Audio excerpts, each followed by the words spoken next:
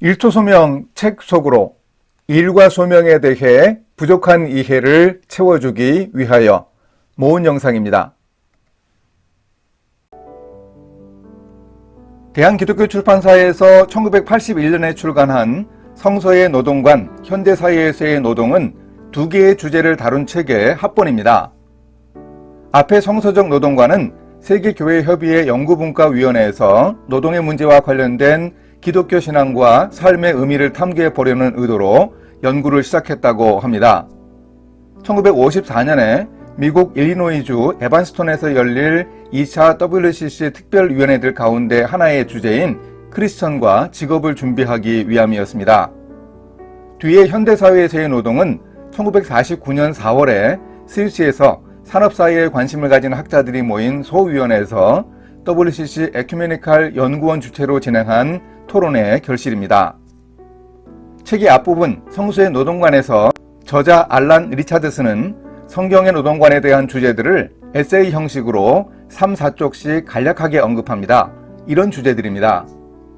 노동에 대한 성서적 가르침, 창조주이신 하나님의 사역, 창조적인 솜씨와 기술, 하나님이 제정하신 노동, 창세기의 가르침, 그리스도의 사역, 기독교인 본연의 임무, 신약성서에 나타난 소명, 일꾼의 의무에 대한 가르침, 노동의 법령을 완성한 그리스도, 노동에 대한 성서적 가르침의 보편성과 제한성, 여가와 휴식, 노동과 칭의, 노동과 예배, 노동의 헌물, 성만찬의 제물에 대한 초대교회의 가르침. 제목만 보아도 얼마나 성경적 직업관에 대해 상세하고 다양하며 성경신학적 균형이 잡혀 있는지 알 수 있습니다.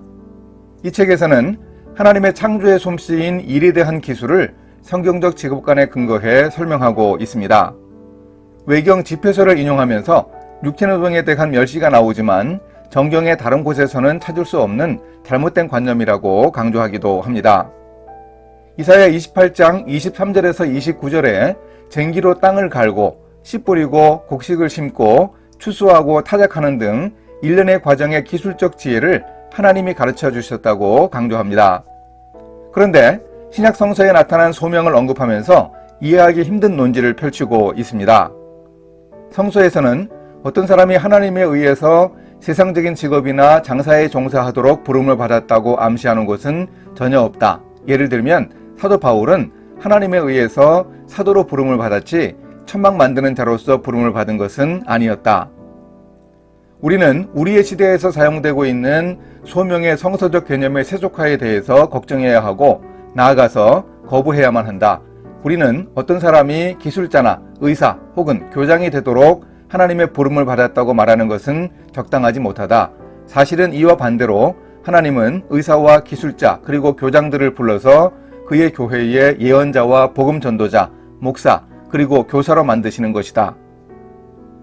성속 이원론에서 벗어나지 못한 저자는 신학자들이 이런 주제를 연구하지 말고 산업사회에서 실제적 책임을 가진 평신도들이 연구해야 한다고 주장합니다. 아마도 시대적 한계일 것입니다.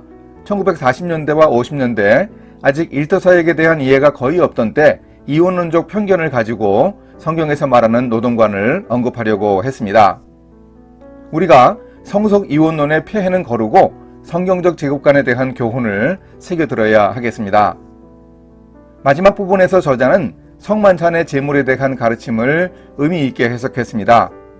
이방인의 제물도 드리며 그리스도의 일꾼이 되어 복음의 제사장 직분을 다하고 구속의 신비를 세상으로 확대하자고 성서적 노동관의 결론을 제시합니다. 성서의 노동관, 현대사회에서의 노동 책의 뒷부분인 현대사회에서의 노동은 1949년 4월에 스위스에서 WCC 에큐메니칼 연구원 주최로 진행한 토론의 결과물입니다. 뒷부분에서는 책의 앞부분에서 다룬 성서적 노동관에 대한 적용을 시도하고 있습니다. 현대사회의 성격 분석과 노동의 현실에 대한 이해를 위해 노력하고 있습니다. 노동의 의미에 대한 기독교적 접근과 아울러 기독교적 인간관에 나타난 몇 가지 요소들을 다룹니다.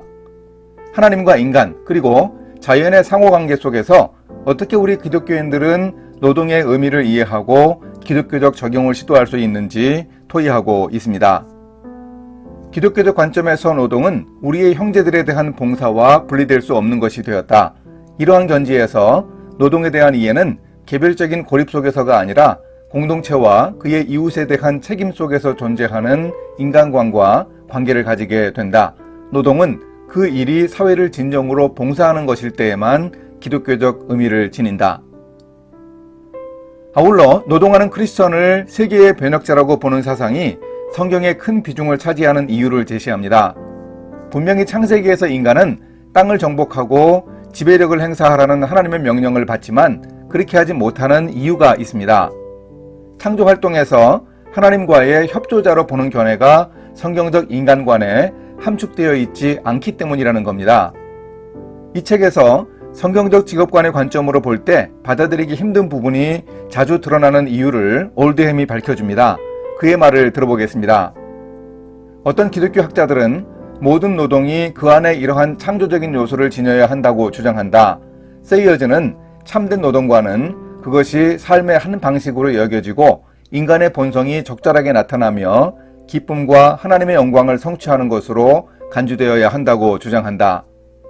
그것은 노동 자체를 위해서 취해지는 창조적인 활동으로 여겨야 하며 그렇게 함으로써 하나님의 형상을 따라 지으심을 받은 인간이 정말 가치 있는 일을 잘하기 위함 같이 하나님이 하신 대로 일을 할 수 있는 것이다.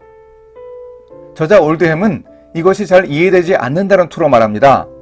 도로시 세이어즈의 견해야말로 바로 하나님의 창조사에게 동역하는 크리스천들의 직업에 대한 이해를 잘 설명한 성경적 직업관입니다. 폴 스티븐스 교수는 창세기 1장 27, 28절에 묘사된 하나님의 창조를 세 가지 C로 시작하는 단어로 풀었습니다. 첫 인류에게 주어진 일터가 그랬던 것처럼 일터는 하나님과 교제가 이루어지는 곳입니다. 일터에서는 하나님이 역사하시고 영적 훈련이 이루어지고 창의력이 발휘됩니다. 한편 유혹이 있고 영적 전쟁이 일어나고 사역과 전도가 이루어지는 선교의 현장이 되기도 합니다. 또한 일터는 인간의 공동체가 이루어지는 곳입니다. 일터는 단순한 공간이 아니라 하나님의 장소입니다. 삶을 나누는 곳이며 다양한 은사와 재능이 보완되고 인간의 본성이 드러납니다. 아울러 일터는 하나님과 함께 창조 사역을 이루는 곳입니다. 일터는 하나님과 함께 일하는 곳입니다. 기독교적인 일과 세속적인 일이 함께 이루어지기도 합니다. 아직 1940년대 후반에는 노동에 대한 성경적 이해가 부족했던 것을 알 수 있습니다. 하지만 이 책에서 올드햄이 제시한 결론들은 오늘날에도 매우 유익한 일터 사역의 안목을 전해주고 있습니다. 이 책 전체의 결론입니다. 첫째, 노동에 대한 성경적 조명으로 신앙과 일을 재결합시킬 수 있다. 세상의 진정한 변화를 위해서는 세상에서 일하는 평신도가 전위대 역할을 하도록 일터의 문제에 대한 성경적 판단으로 구체적 결단을 내릴 수 있도록 교회가 도와야 한다. 둘째, 일하는 성도들은 같은 직업을 가진 교우들끼리 모여 일터에 대해 고민하고 기도하는 노력을 기울여야 한다. 다른 직업을 가진 교우들과도 모여서 성경적 일터의 삶을 논의하면 유익한 교훈을 얻을 수 있다. 셋째, 예배는 전인적이어야 한다. 공중예배에서 하나님이 기뻐하시는 예배를 드리려면 더 큰 장소, 즉 일상 업무가 있는 일터에서도 하나님께 예배 드려야 한다. 넷째, 교회 목회활동에서는 직업과 하나님 나라 발전의 관계에 대해 보다 조직적이고 충분하게 가르쳐야 한다. 책상에 앉아 성경만 본다고 가능하지 않으므로 일터에서 경험하는 성도들의 생생한 경험을 활용해 목회적 가르침을 시도해야 한다. 다섯째, 모든 실천적 노력은 시간과 영혼, 성과 속, 교회와 세상의 관계에 참신한 빛을 던져줄 신학적 사고의 확대에 도움을 준다. 일터에 관한 신학 연구를 확대해야 한다. 이 책은 성경적 직업관이라는 주제에 대해 이른 시기에 논의한 내용을 담은 의미 있는 책이지만 시대적 한계를 가지고 있기도 합니다. 고질적인 이혼론이 반영되어 있고 성경적 직업관으로 사회를 변화시키고 크리스천들이 하나님 나라가 임하게 해야 한다는 신학적 이해가 아직은 부족합니다. 하지만 결론은 매우 훌륭한 적용을 담고 있습니다. 오늘날 목회자들과 직업인 성도들이 이런 방향으로 일터 사역의 확대를 위해 노력할 수 있으면 좋겠습니다.